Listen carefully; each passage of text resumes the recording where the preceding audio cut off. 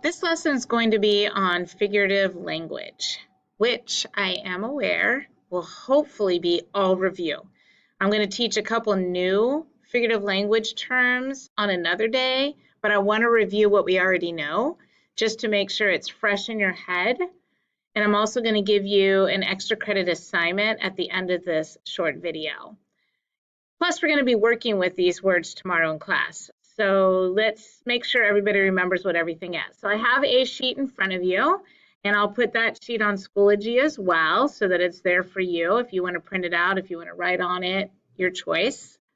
But let's go through them really quickly. So a simile is a word where a term that refers to comparing two things using like or as. Using the terms like or as. She was as hungry as a person who hadn't eaten for 5 days. Really weak simile, I know, but it's using the term like or as in there and comparing two things. He's as tall as a skyscraper. There you go. There's a simile. Now, metaphor is stronger than a simile.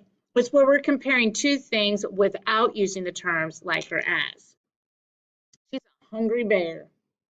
Instead of she's as hungry as something, you're saying she's a hungry bear. It's definitely a metaphor. No like or as being used. Okay, we have 3 different kinds of irony here. Let's look at verbal irony first. Verbal irony is where we're using sarcasm usually. And it's where you say something that you say you don't really mean, but you might mean it. You know how it is when people are sarcastic. For instance, if someone's like, yeah, that looks really good on you. I'm just kidding, it looks fine. But verbal irony could be like that sarcasm there. That looks really good on you, but we know that they mean it really doesn't look good on you. Dramatic irony is where we know something that maybe characters in a movie or characters in a book are unaware of. So that usually happens in horror movies when we know that someone's about to jump out behind a wall, but the character in the movie doesn't know. Or we are reading a book and we know that the bad person is riding in the same car with somebody that's unaware of the fact that they're with a bad person, but as we're reading it, we know they're with a bad person, so we're just waiting for something to happen. That's dramatic irony. Situational irony is unusual things that happen in certain situations. For instance, if a police officer is being pulled over for speeding, or a firehouse burns down. Okay, that's situational irony. Unfortunately, we see a lot of that in the news with teachers being arrested for doing inappropriate things, priests being arrested for doing inappropriate things, parents doing overdosing of drugs while their kids are in the car with them. You know, situational irony where we don't expect these people to be in trouble or these things to happen in that way. Symbolism is where one thing represents another idea or concept. For instance, a rose tends to symbolize love, and rings symbolize marriage, commitment, things like that. So if you see maybe a color could symbolize something, blue symbolizes serenity and peace. So it's usually consistent, it happens often, and a lot of people agree with it. An oxymoron is where something appears to mean the opposite than it really does. Like, that dog is pretty ugly. Pretty ugly? That's an oxymoron. The ice is burning my hand. Wait, ice is cold, but it's burning your hand? That's kind of an oxymoron, something like that.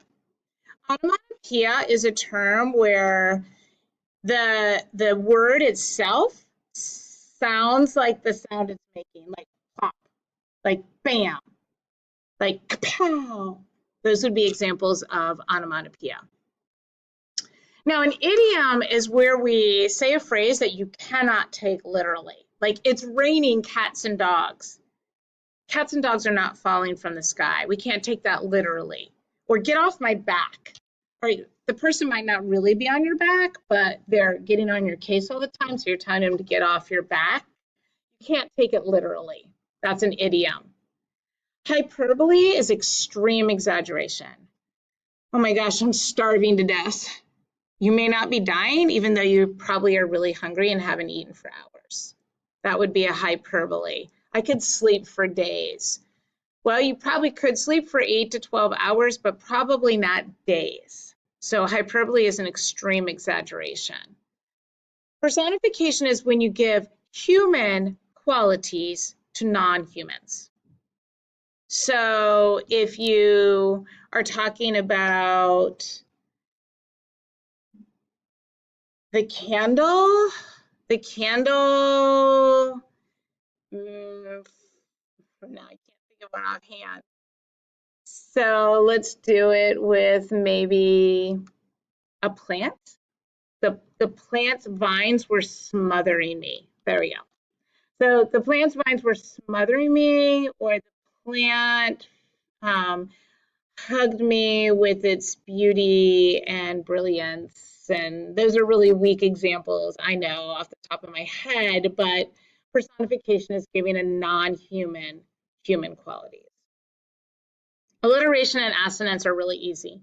Alliteration would be like a tongue twister where you have the repetition of an initial consonant sound.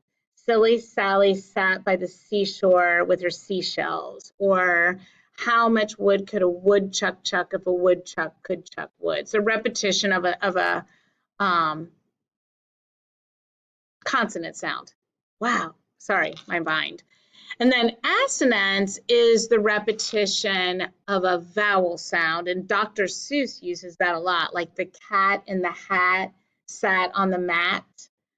The repetition of the short A sound would be assonance. So alliteration is the repetition of a consonant sound, and assonance is the repetition of a vowel sound. So these are all terms that hopefully you've heard before, and it was just review.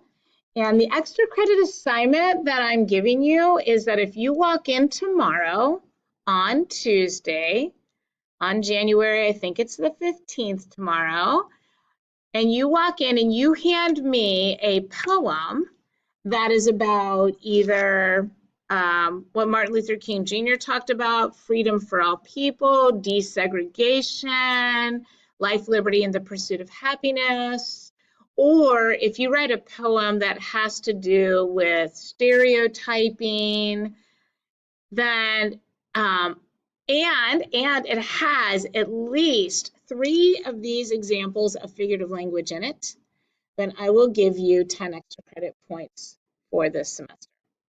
So there you go. And if you have any questions, you can email me up until 8 p.m. tonight. Thanks. See you tomorrow.